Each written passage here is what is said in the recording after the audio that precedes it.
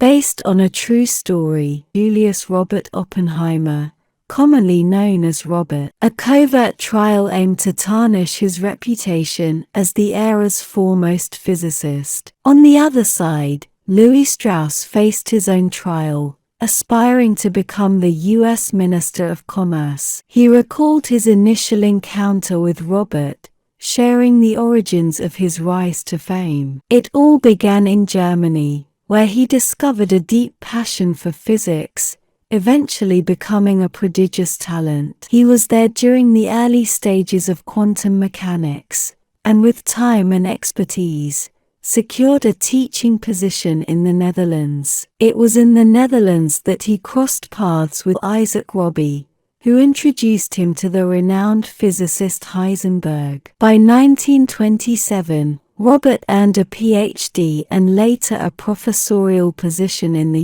US, making quantum mechanics a novel subject in America. His early lectures had limited audiences, but as he became more engaging, his classroom swelled. Ernest Lawrence, another prominent physicist and close ally of Robert, introduced him to influential social circles.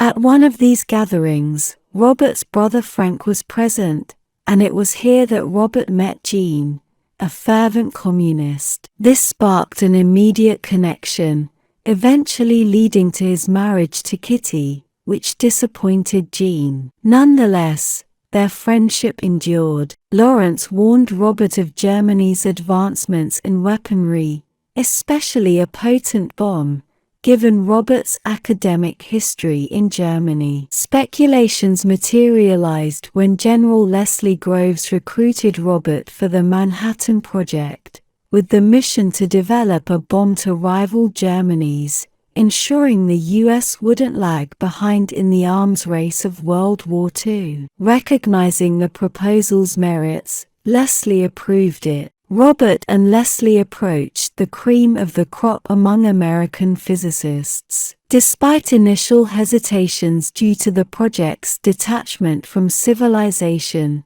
many acknowledged the wartime necessity and joined. Isaac, who was ordered to join the Manhattan Project, had concerns about the global ramifications of their research, fearing it could lead to catastrophic consequences. Nonetheless, he had no choice. Progress was swift, and Robert, along with other physicists, initiated the project. However, they faced challenges due to a perplexing miscalculation. Seeking clarity, Robert turned to the genius of Albert Einstein. Upon scrutinizing Teller's work, Einstein identified that integrating Teller's computations could lead to a detonation that would harm the Earth's atmosphere. The consensus leaned towards uranium and plutonium, expected to yield an explosive force comparable to 1,000 tons of TNT. The project's intricacies extended beyond scientific dilemmas. The introduction of physicist Klaus Fuchs,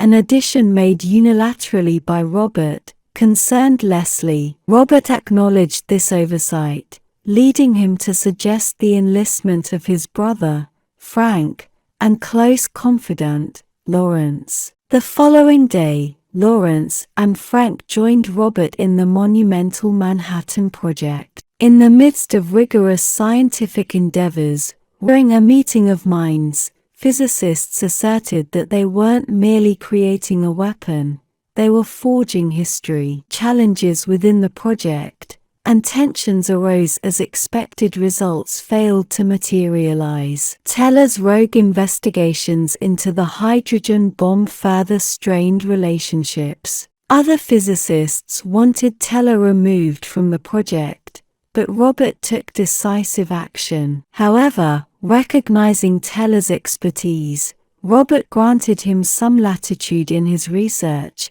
tethered only by weekly reviews. The team advanced from conceptual discussions to practical implementations, crafting bomb prototypes, erecting test towers, and initiating miniscale detonations. Leslie, sensing the momentum, pressed Robert for a July completion, Despite his initial September timeline, Robert and his team accelerated their efforts. Their goal was not just a theoretical success but a demonstrative one. The towering structure they had erected was earmarked for a live drop test. Working tirelessly, they miniaturized their prototype for readiness. As the Los Alamos team prepared for the monumental bomb test, unfavorable weather delayed their plans. Yet, they remained vigilant, monitoring the bomb and the environment. When conditions finally cleared up,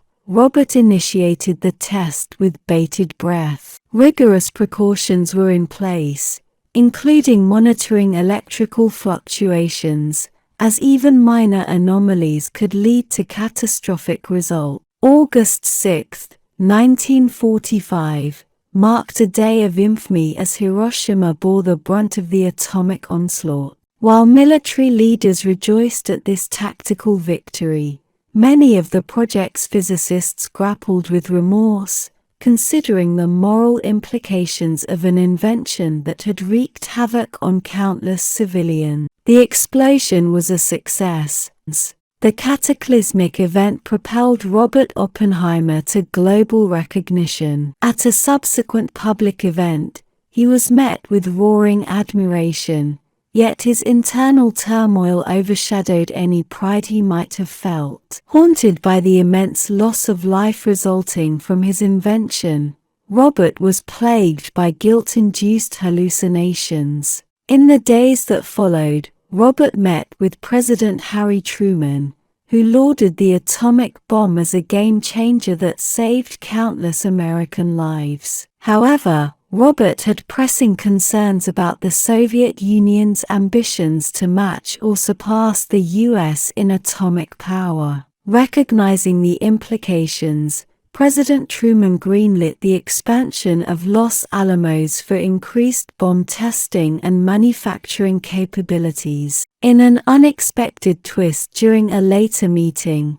Lewis dropped a bombshell, revealing that Klaus Fuchs, a recruit vouched for by Robert, was allegedly a Russian operative. This revelation put Robert squarely in the crosshairs of FBI suspicion, with many now questioning his loyalties. The weight of Robert's contributions and their consequences became more pronounced as he confronted the stark death toll from Hiroshima and Nagasaki. In a poignant conversation, Teller, once a colleague and now a competitor, reminded Robert that their invention did not herald the end of hostilities but rather marked the inception of the Cold War.